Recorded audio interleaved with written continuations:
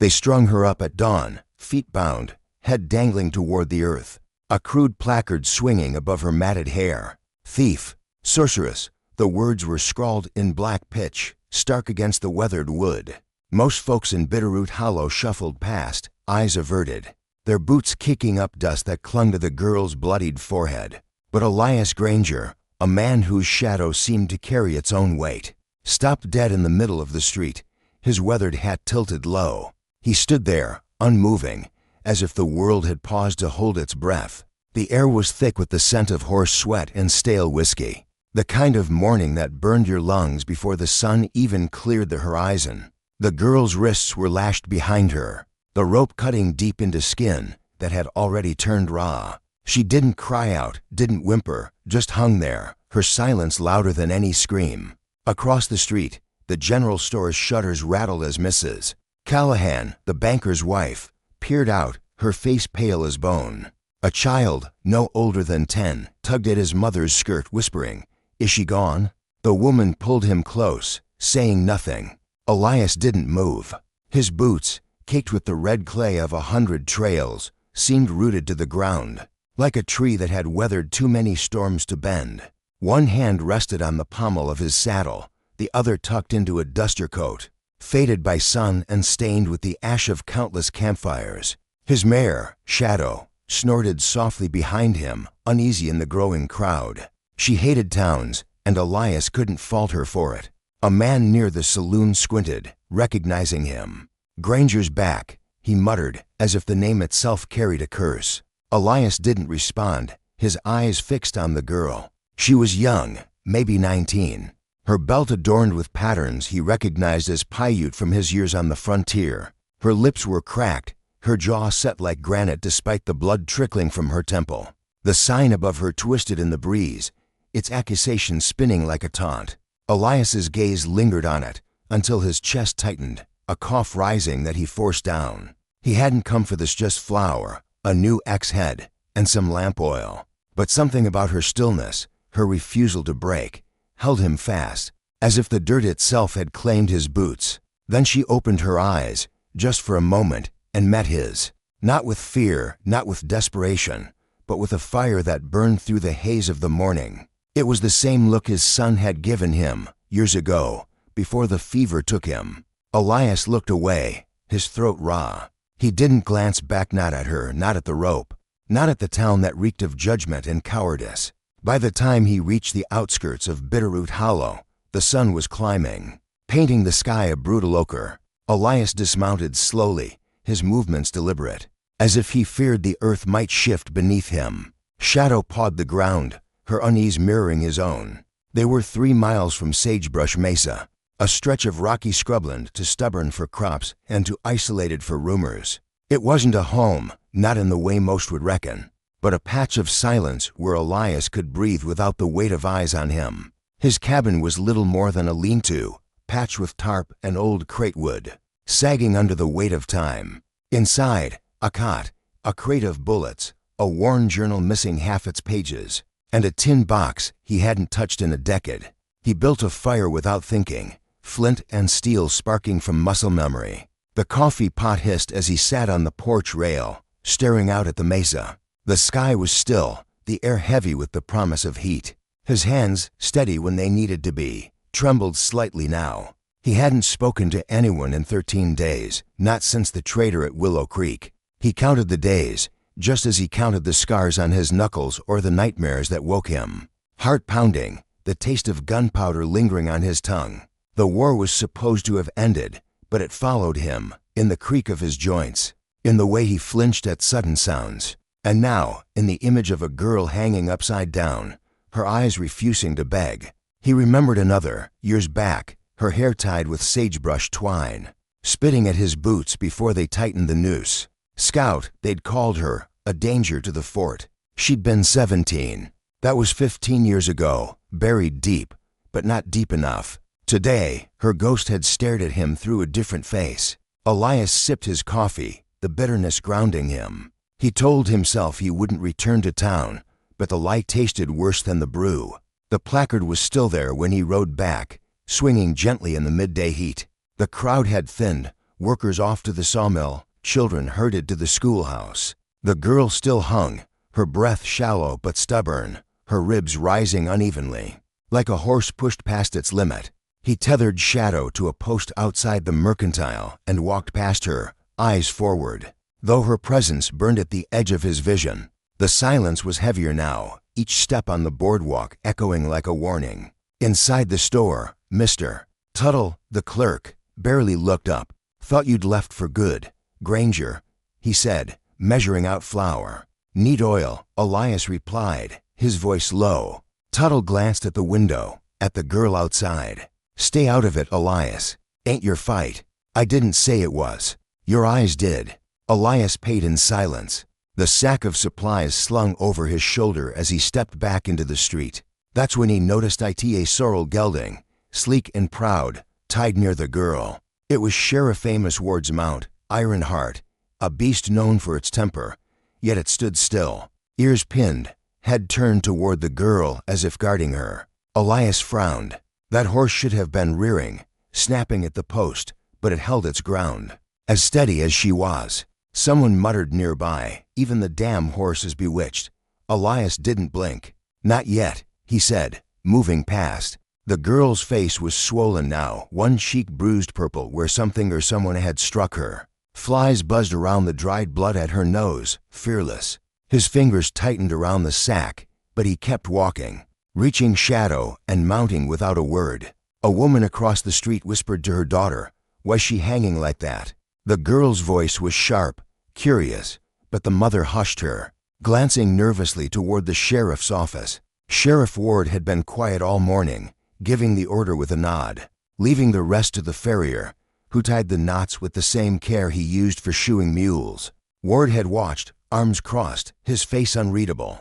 "She hexed the Reverend's daughter," someone whispered near the trough. "Left some foul-smelling weeds at their door," another voice added. "Paiute magic. Evil stuff." Elias said nothing, his hand on the reins, but he froze when her eyes opened again, locking onto his, not pleading, not broken, but daring him, as if she saw through every scar he carried. His chest tightened. He spurred Shadow and rode out of Bitterroot Hollow, the girl's gaze trailing him like a shadow.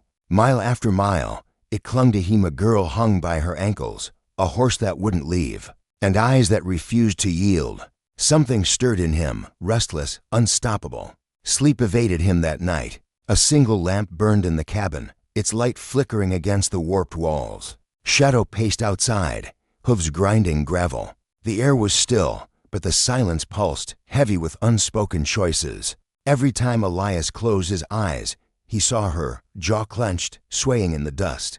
By midnight, he'd convinced himself it wasn't his burden. She was no kin, no responsibility. But as dawn broke, he saddled Shadow without a word. The knife he tucked into his belt was the one he'd used to skin elk in the Sierras, its edge still sharp.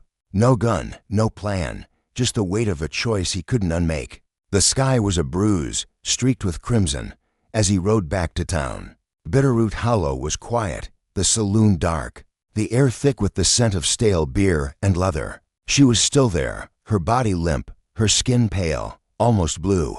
The placard was gone, torn away by wind or shame. Her hair brushed the dirt in a slow, sick rhythm. Elias dismounted, his movements soft, eyes scanning for watchers. The farrier's forge was cold, the sheriff's window shuttered. He approached her, one step, then another. She didn't stir when he touched her shoulder, her skin clammy, her pulse faint. The knot at her ankles was cruel, twisted tight. He cut it with a single stroke, catching her as she fell, her weight heavier than he expected, not from flesh, but from the burden of a town's judgment. A dog barked, distant but sharp. Elias didn't wait, lifting her carefully, moving behind the saloon, sticking to shadows and sagging fences. Shadow sensed him, moving without command, hooves barely touching the earth. They were out of town in moments, swallowed by sagebrush and dry gullies. The girl groaned once, a sound so faint it barely reached him. He rode faster, the mesa rising ahead. By the time they reached Sagebrush Mesa, the sun was a dull glow, painting the rocks a mournful gray. Elias carried her the final stretch, weaving through mesquite and thornbush. The birds were silent, the air heavy. He laid her on a pallet of old blankets inside the cabin, lit a fire, and boiled water. Her lips were cracked, her eyes shut, her skin hot with fever. He left a tin cup of water beside her, draped a thin blanket over her, and stepped outside. He didn't touch her again, didn't pray, just sat on the porch with his rifle across his knees, the knife still at his belt. Hours passed. The wind shifted. From inside, a sound soft, then sharp, a cough, then a whimper. Elias stayed still. When she screamed, high and panicked, he didn't rush in. He spoke through the wall, his voice steady. "You're not in Bitterroot Hollow anymore. You're safe." Silence, then uneven breathing. He stared at the dirt, whispering to himself, "Don't make me bury another one." She didn't speak that first day, didn't eat, just curled against the cabin wall, eyes tracking the shadows. Her fever held, but she clung to life. Elias kept his distance, leaving water and cornbread within reach, never pushing. The rope burns on her wrists were raw, red as fire. He cleaned them with whiskey, wrapping them in his last clean cloth.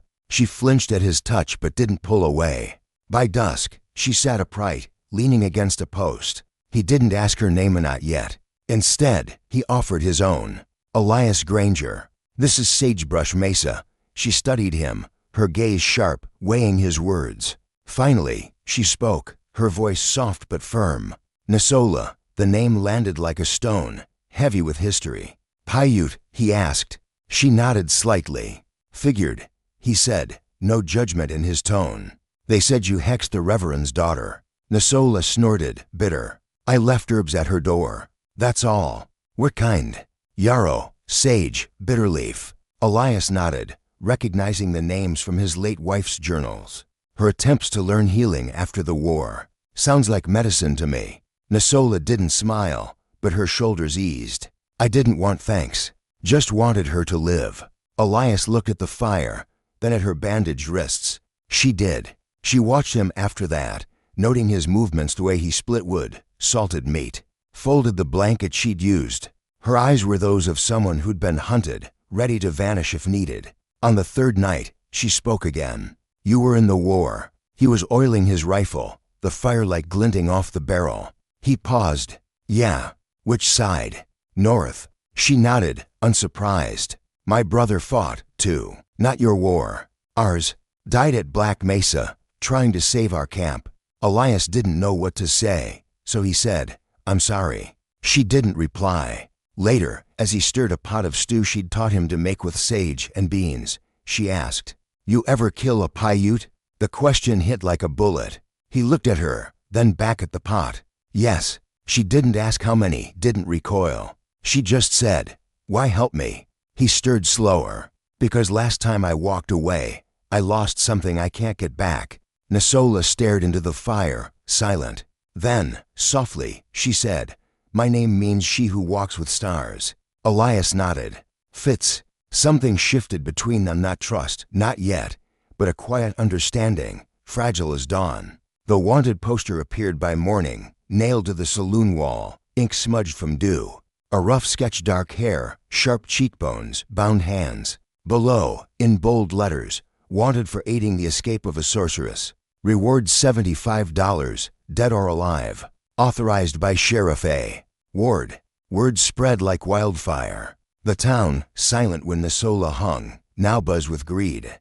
$75 was enough to turn fear into ambition. By noon, for riders left Bitterroot Hollow, armed and eager, their horses kicking up dust. Rumors followed shed cursed the Reverend's daughter, spoken in tongues, bewitched a horse. Worst of all, a white man was helping her, hiding her on Sagebrush Mesa. Elias saw it coming, the dust rising on the horizon. He found Nasola by the creek, filling a water skin. She read his face before he spoke.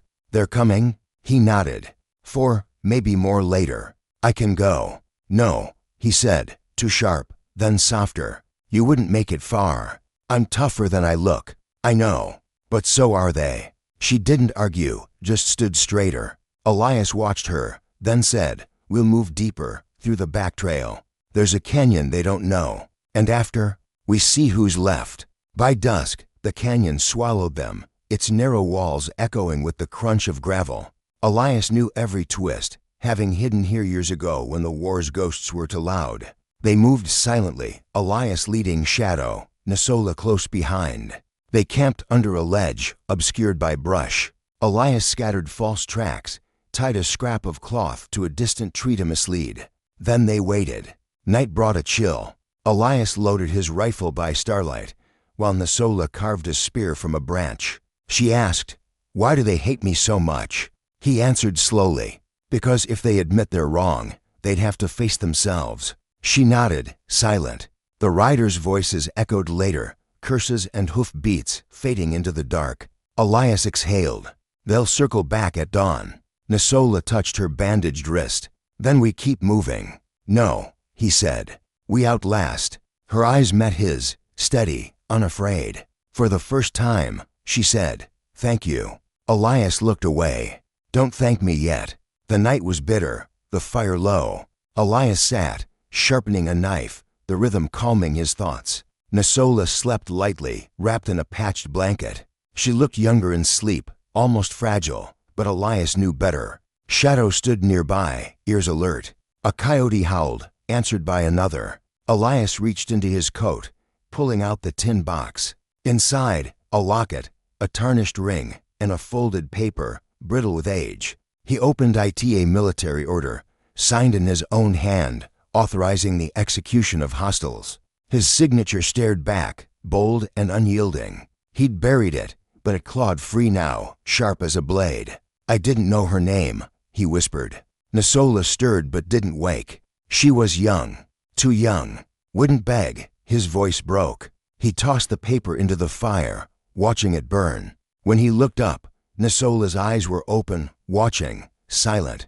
Her gaze held no judgment, but its weight was enough. The canyon held its breath as dawn broke, the sky a raw wound of pink and gray. Elias Granger crouched beneath the ledge, rifle resting across his knees, eyes scanning the narrow pass where the riders would come. Nasola sat beside him, her spear gripped tightly, its bone tip glinting in the faint light. The air was sharp with the scent of sage and dust, but beneath it lay something he had your anticipation. Thick as smoke. They hadn't spoken since the fire died, but their silence was a language of its own, forged in the hours since Elias cut her down from the saloon post in Bitterroot Hollow. The riders' tracks were fresh, scuffed carelessly into the gravel the day before. Elias had counted for sets of hoofprints, maybe 5, their sloppiness betraying haste or arrogance. He'd seen men like that before, bounty hunters drunk on reward money, righteous in their cruelty. The wanted poster, with its crude sketch of Nasola and its $75 promise, had turned the town's fear into a hunt. Elias knew they wouldn't stop, not until blood was spilled or shame drove them back. He glanced at Nasola, her face set, her eyes fixed on the horizon. She was no longer the girl who'd hung upside down, half dead. She was a storm waiting to break. "They'll come at first light," he said, his voice low, barely disturbing the stillness. She nodded, her fingers tightening around the spear. "How many?" "4, maybe more. Ward's men, likely. He won't come himself, not yet." Nasola's lips pressed thin. Cowards always send others first. Elias didn't argue. He'd seen it in the war, in the way officers gave orders from behind desks while boys bled in the mud. Sheriff Amos Ward was no different, hiding behind his badge, letting the farrier and the bounty men do his dirty work. Elias shifted, checking the rifle's chamber. 2 cartridges left, plus the knife at his belt. Not enough for a fight, but enough to make a point. He looked at Nasola again, her bandaged wrists still raw from the rope. "You don't have to stay," he said. "There's a trail out the back. You could make it to the river by noon." Her gaze snapped to his, sharp as a blade. "And leave you to die alone?" "Didn't say I'd die." "You didn't have to." She turned back to the pass, her voice steady. "I've run before. It doesn't fix anything." Elias let the words settle, heavy as the dust at their feet. He'd run, too, in his own way, fleeing the war's ghosts, the memory of a Paiute girl he'd helped hang, the weight of his son's death. Sagebrush Mesa had been his refuge, a place to bury guilt under silence. But Nasola's presence had unearthed it, her defiance a mirror to his own regrets. He didn't reply, just nodded, and they waited. The first sound came just after sunrise, a clatter of hooves. a muttered curse echoing off the canyon walls. Elias raised a hand, signaling Nasola to stay low. The riders were careless, their voices carrying in the still air. "Tracks end here," one said, his tone thick with tobacco. "They're close," another laughed, harsh and mean. "Which'll bleed same as any." Granger, too. Elias's jaw tightened.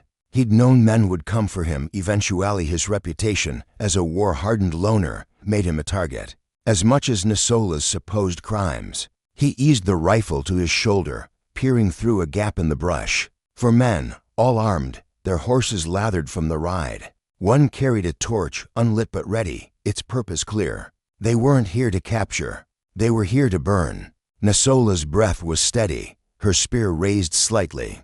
Elias whispered, "Wait for my signal." She nodded, her eyes never leaving the pass. The riders dismounted, spreading out, rifles drawn.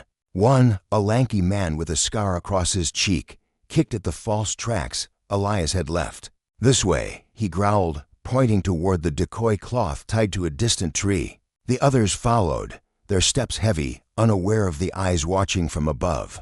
Elias waited until they were deep in the pass, then struck a match, tossing it onto the oil-soaked wood he'd hidden the night before. The flames roared to life, smoke billowing across the canyon, cutting the riders' line of sight. Shouts erupted, horses rearing as the men stumbled in the haze. Elias fired once, the shot cracking like thunder, aimed high to scatter them. The lanky man cursed, diving behind a rock, while another fired blindly into the smoke. "Now," Elias hissed.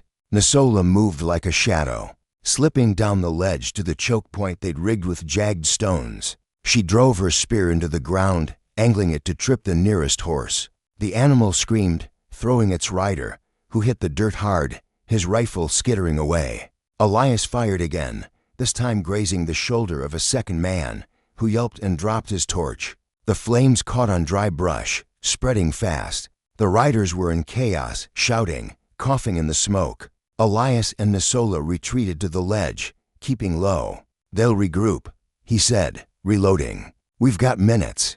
Nasola's eyes were fierce, enough to make them regret coming. They moved to the next choke point, a narrow curve where Elias had stacked more wood. He lit it, the fire creating a wall of heat that forced the riders back. The lanky man, blood seeping from his shoulder, roared, "Granger, you traitor. You'll hang for this." Elias didn't answer. He'd heard worse in the war, from men who thought shouting made them right. Nasola, crouched beside him, whispered, "They're scared." "Good," he said. "Scared men make mistakes." The riders tried to push through, but the canyon's twists and the smoke confounded them. One turned back, his horse bolting toward the open plain. Another fired wildly, the bullet ricocheting off stone. Elias held his fire, saving his last cartridge. The flames died down, leaving a haze that clung to the air. The riders, now 3, gathered at the canyon's mouth, arguing. The lanky man spat, "We'll wait him out. They can't hide forever." Elias and Nasola slipped deeper into the canyon, to a crevice where shadow waited. Tethered and calm, Elias checked the mare's saddle, then turned to Nasola. "They'll call for more men. Word'll come next." She nodded, her spear still in hand. "Then we hold the mesa." He looked at her, surprised by the resolve in her voice. "You sure?" "I've seen what running does," she said. "It leaves you alone." Elias didn't argue.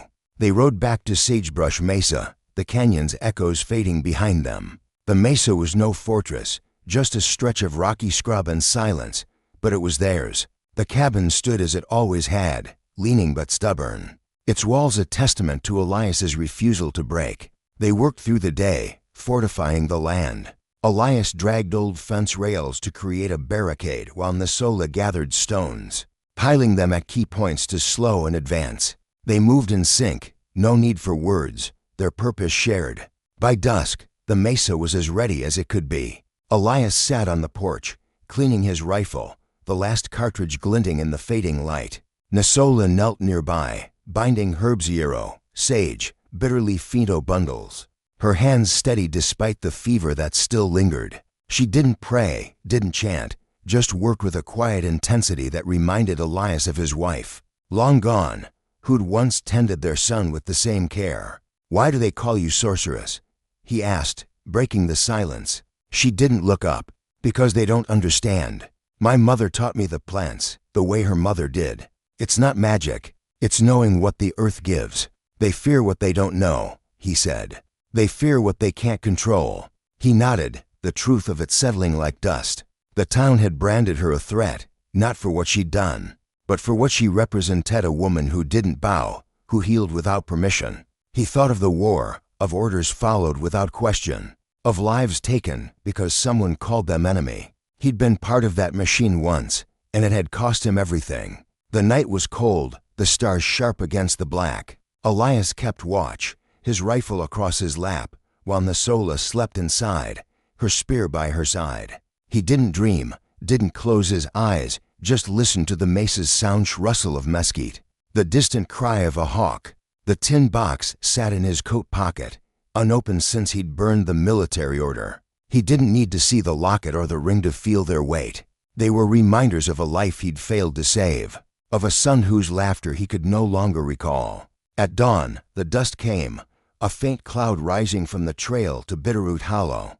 Elias stood, waking Nasola with a gentle shake. They're here. She rose without a word, grabbing her spear and herb bundles. They took position behind the barricade, the mace's rocks offering sparse cover. Elias counted silhouettes, 8 horses, maybe 10. At their center was Sheriff Ward, his wide-brimmed hat unmistakable, his polished boots gleaming even in the dust. The posse carried rifles, torches, and ropes tied in nooses, their intent clear. Elias's grip tightened on his rifle, his last cartridge chambered. Nasola stood beside him, partially hidden by a boulder. He'd told her to stay back, to let him draw their fire, but her eyes said she wouldn't hide. The horses stopped 30 yards out, dust settling around them. Ward dismounted, his movements slow, deliberate, a man who savored control. "Granger," he called, his voice cutting through the morning. "You've got something that belongs to us." Elias stepped forward, rifle lowered but ready. "Funny, I recall you taking land from the Paiute not long ago. Called that justice, too." A murmur rippled through the posse. Ward's jaw tightened. "I'm here to uphold the law, not debate history." "Law," Elias nodded toward the nooses. "That's not law. That's a show." Ward smirked. "Hand her over, Elias. Let the town decide her fate. Fair and square." Like last time, Elias took another step, hands raised, empty. "You plan to kill her?" "Not kill," Ward said. "Judge, the Reverend's daughter deserves justice." Elias's voice was steady. "She's no criminal. She's a healer. Saved lives you never touched." "Move," Ward barked. "Last warning." Elias didn't budge. "You want her, you go through me. Hang me first." Ward's hand twitched toward his revolver, but he hesitated. The posse shifted, unease creeping in.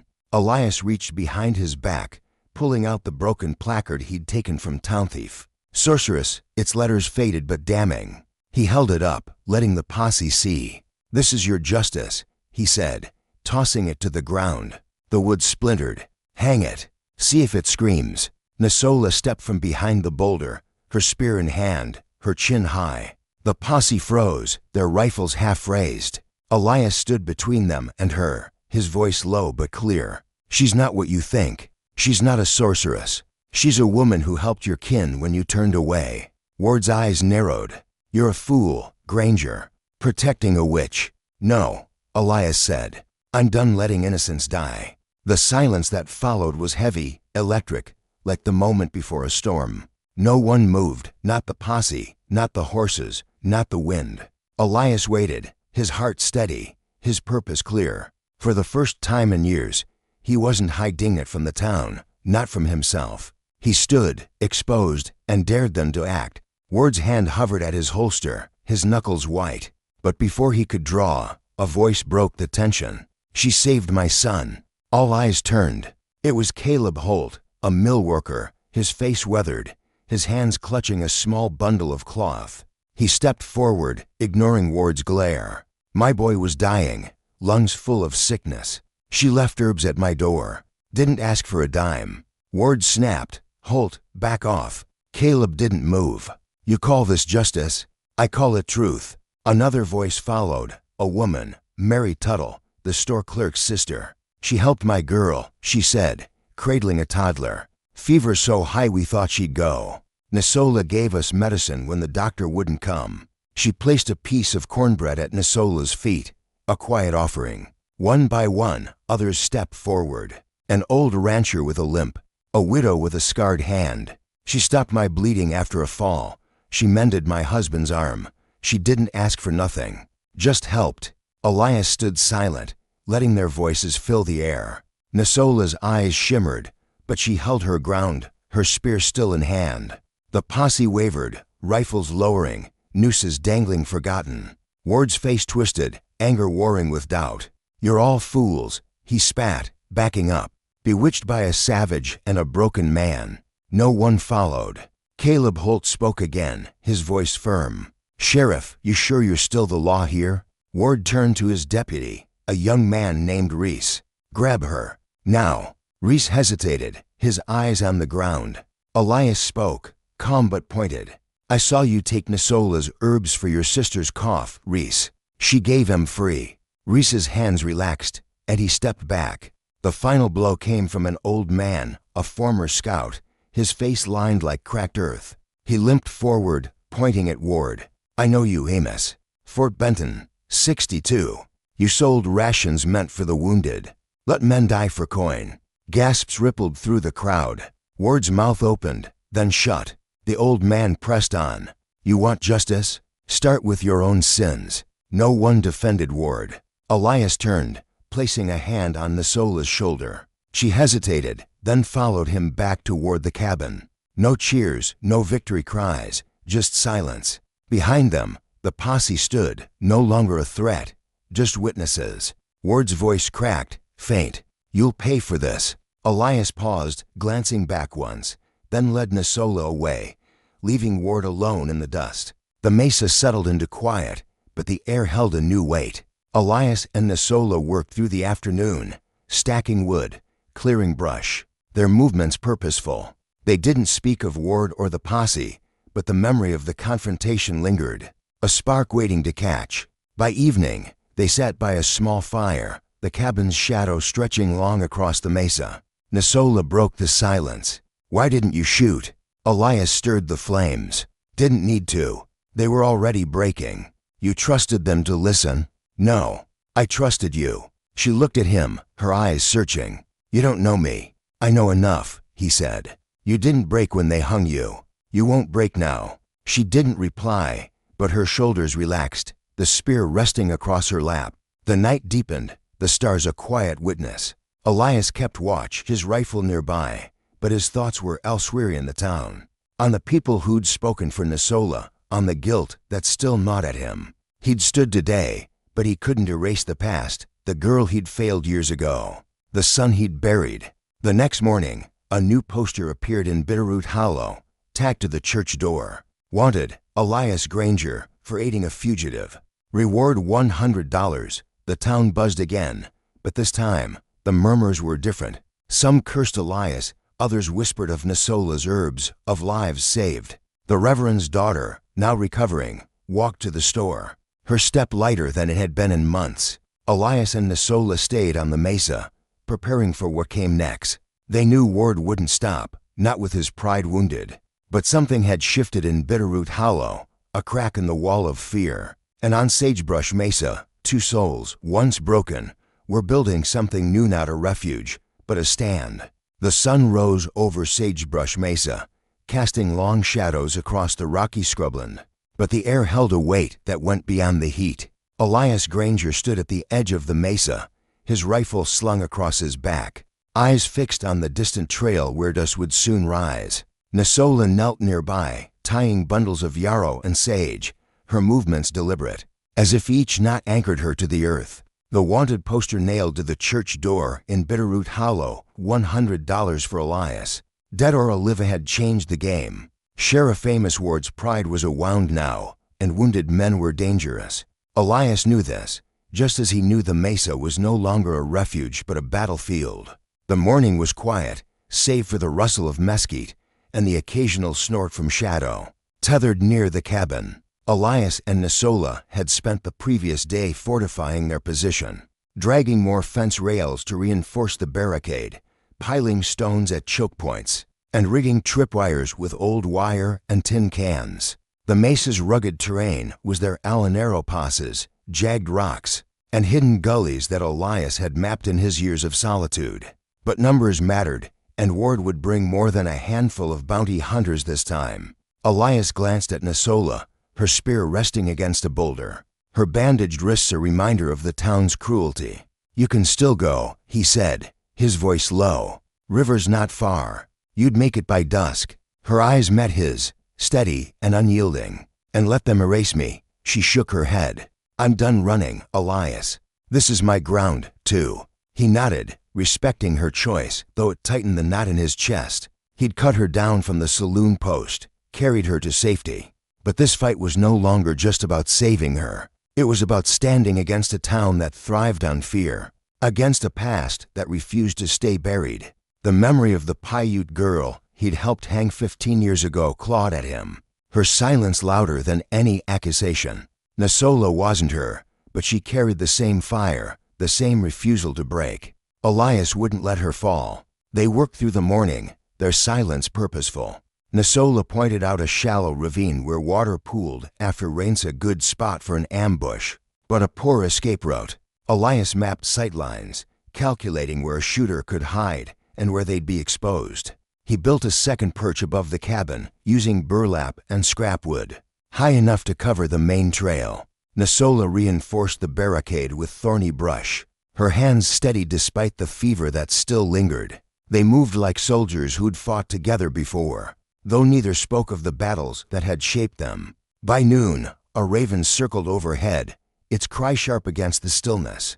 Nasola froze, her eyes narrowing. "They're close," she said, her voice soft but certain. Elias didn't question her. He'd learned to trust her instincts, honed by years of surviving a world that saw her as less than human. He checked his rifle when cartridge left, the knife at his belt his only other weapon. Supplies were low, a handful of jerky, a flask of water, a single blanket. It wasn't about winning anymore. It was about refusing to kneel. The dust came just after midday, a thick cloud rolling up the trail, turning the sun a dull bronze. Elias stood at the mesa's edge, counting silhouettes. 12 horses, maybe 15, their riders armed with rifles and torches. At their center was Ward, his head a dark slash against the haze, his polished boots catching the light. The posse moved with purpose, ropes tied in nooses dangling from their saddles, a silent promise of what was to come. Nasola stood behind a boulder, her spear in hand, her presence a quiet defiance. Elias had told her to stay hidden, to let him draw their fire.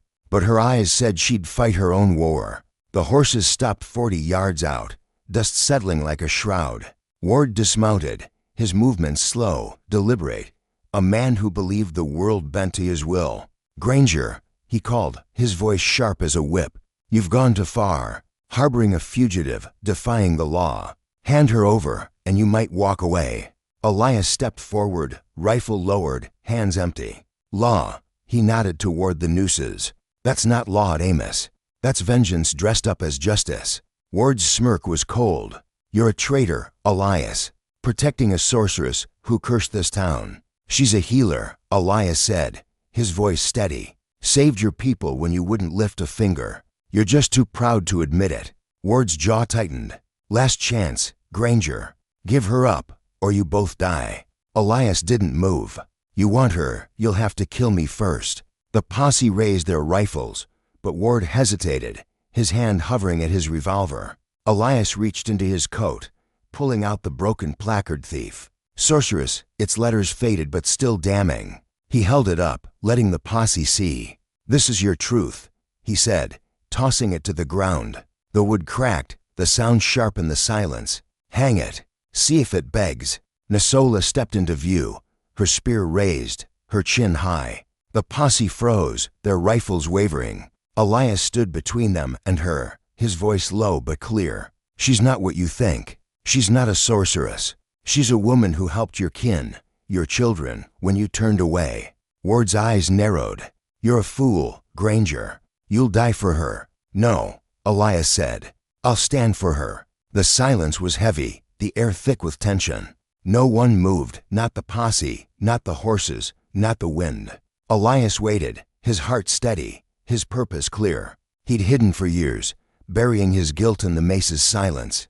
But today he stood where all could see, daring Ward to act. Ward's hand twitched toward his revolver, but before he could draw, a voice broke the stillness. "She saved my daughter." All eyes turned. It was Jonah Reed, a blacksmith, his face lined with years of hard labor, his hands clutching a small pouch of herbs.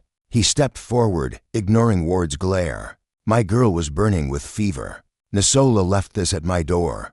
Didn't ask for a cent. She's no witch." Ward snapped. "Reed, stay out of this." Jonah didn't budge. "You call this justice? I call it shame." Another voice followed, a woman, Sarah Lyle, the miller's widow. "She helped my son," she said, holding a toddler's hand. "He was choking, couldn't breathe. Nasola gave us medicine when no one else would." She placed a piece of cornbread at Nasola's feet, a quiet offering. One by one, others stepped forward. A rancher with a scarred face, an old woman with a cane. "She stopped my bleeding after a fall. She mended my wife's leg. She didn't ask for nothing, just helped." Elias stood silent, letting their voices rise. Nasola's eyes glistened, but she held her ground, her spear steady. The posse wavered, rifles lowering, nooses forgotten. Ward's face twisted, anger warring with doubt. "You're all bewitched," he spat, backing up. "Fools, every one of you." No one followed. Jonah Reed spoke again, his voice firm. "Sheriff, you sure you're still in charge here?" Ward turned to his deputy, Reese, his voice sharp. "Grab her. And this." Reese hesitated, his eyes on the ground. Elias spoke, calm but pointed. "I saw you take Nasola's herbs for your sister, Reese. She didn't charge you a dime." Reese's hands relaxed, and he stepped back. The final blow came from an old man, a former cavalry scout. His face weathered like cracked leather. He limped forward, pointing at Ward. "I know you, Amos. Fort Benton, 62. You sold rations meant for the wounded. Men died for your greed." Gasps rippled through the crowd. Ward's mouth opened, then shut. The old man pressed on. "You want justice? Look in the mirror." No one defended Ward. Elias turned, placing a hand on Nasola's shoulder. She hesitated, then followed him back toward the cabin. No cheers, no victory cries, just silence. Behind them, the posse stood, no longer a threat, just witnesses. Ward's voice cracked, faint. "This ain't over." Elias paused, glancing back once, then led Nasola away, leaving Ward alone in the dust. The mesa settled into quiet, but the air held a new weight. Elias and Nasola worked through the afternoon, stacking wood, clearing brush, their movements purposeful. They didn't speak of Ward or the posse, but the memory of the confrontation lingered, a spark waiting to catch. By evening, they sat by a small fire, the cabin's shadow stretching long across the mesa. Nasola broke the silence. "Why didn't you shoot?" Elias stirred the flames. "Didn't need to. They were already breaking." "You trusted them to listen?" "No. I trusted you." She looked at him, her eyes searching. "You don't know me." "I know enough," he said. "You didn't break when they hung you. You won't break now." She didn't reply, but her shoulders relaxed, the spear resting across her lap. The night deepened, the stars a quiet witness. Elias kept watch, his rifle nearby, but his thoughts were elsewhere in the town. On the people who'd spoken for Nasola, on the guilt that still gnawed at him. He'd stood today, but he couldn't erase the past, the girl he'd failed years ago, the son he'd buried. The next morning, word reached Bitterroot Hollow that Ward had left town. His badge stripped by the mayor, his name a curse among the townsfolk. Rumors said he'd headed east, chasing a new start, but his shadow lingered, a reminder of what fear could do. The wanted posters were torn down, replaced by whispers of Nasola's herbs, of lives saved, of a mesa that had become something more. Elias and Nasola began to build. They started with stones, laid in silence, no speeches or prayers. They stacked old lumber, hung lanterns salvaged from abandoned wagons, and built a long table from cedar and crate wood. They called it the Haven, not a clinic or a church, but a place where the broken could find rest. It wasn't a ranch anymore, though shadows still grazed in the back pasture. It was something new, a sanctuary born from defiance and choice. Nasola worked under an arbor she built herself, her herb satchels lined along shelves Elias carved. People came, settlers, Paiute, Mexicans, even outlaws with fevers, wounds, and memories too heavy to carry. She tended them all with quiet grace, no chance or smoke, just hands that knew pain and how to ease it. Elias kept to the edges, fixing fences, feeding horses, building benches. He spoke little, but when he did, people listened. The man once called the ghost of the mesa now taught children to mend saddles and shoe horses. His scars no longer hidden. The first to return was a rancher who'd once spat at Nasola's feet. He came with a sick child, saying nothing, just handing the boy to her. Nasola didn't hesitate, cradling the child, her hands steady as she mixed herbs. The rancher returned later with firewood, then with bread. Then one day he stayed, helping to build a new shelter. Others followed, women whose husbands had died in the war, a boy who stuttered too badly for school, a former bounty hunter with a limp who swept floors and taught tracking, but not for blood. Sagebrush Mesa, once a patch of silence, bloomed with tents and stories. Nasola no longer flinched when eyes met hers. Whispers still lingered, but they were different now, filled with respect, not fear. They called her healer, not sorceress. Children brought her questions and scraped knees. Old women offered seeds for her garden, and men who'd once avoided her tipped their hats.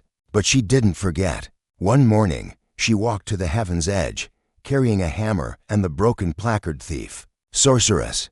She nailed it to the barn, beside her herb shelf. When a young girl asked why, Nasola said, to remember. Not to hurt, but to survive.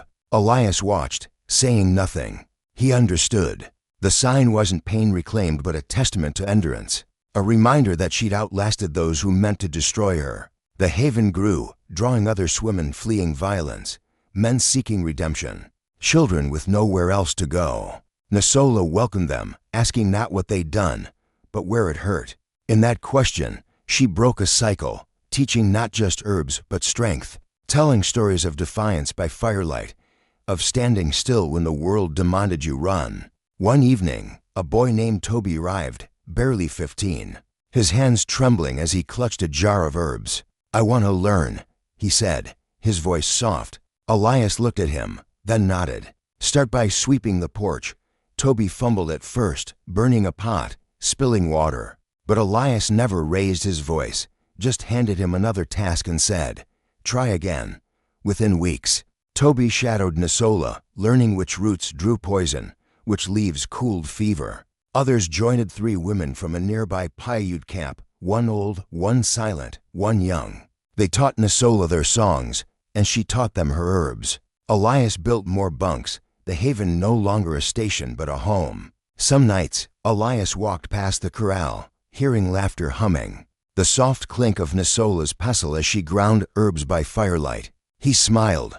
A man who'd thought himself too broken to belong now at the center of a community built by choice, not blood. He still dreamed, but not of war or nooses. He dreamed of Nasola's hands, of Toby's clumsy grin, of horses running free. And sometimes, just before sleep, he saw his son's ice knit in memory. But in the gaze of a girl learning to bind wounds, in the boy reading aloud by the fire. One evening, as the sun painted the mesa gold, Elias and Nasola sat with Toby, who'd brought a new bundle of sage. Nasola smiled, her hands steady as she showed him how to tie it. Elias leaned back, his voice low. "Sometimes, justice isn't a badge or a bullet. Sometimes it's just standing still when others run." He looked at Toby, then at the open hills, and staying. The haven endured, its lanterns a beacon for those who'd lost their way. Nasola became more than a healer, a keeper of stories, a bridge between worlds, a challenge to those who said things couldn't change. Elias, once a ghost, became a father again, not by blood but by presence, teaching, listening, staying. The town of Bitterroot Hollow never fully forgot its shame, but it learned, slowly, to honor the mesa's light. Years later, a traveler passing through spoke of a place where the broken found home, where a woman called She Who Walks with Stars mended more than bodies, and a man with scars taught children to stand tall. The traveler carried a small pouch of herbs, given freely, and a story that spread like wildfire. Not of vengeance, but of courage, of two souls who stood when the world demanded they fall. In today's world, we don't see women tied to posts or sheriffs wielding nooses, but judgment and silence in the face of injustice remain.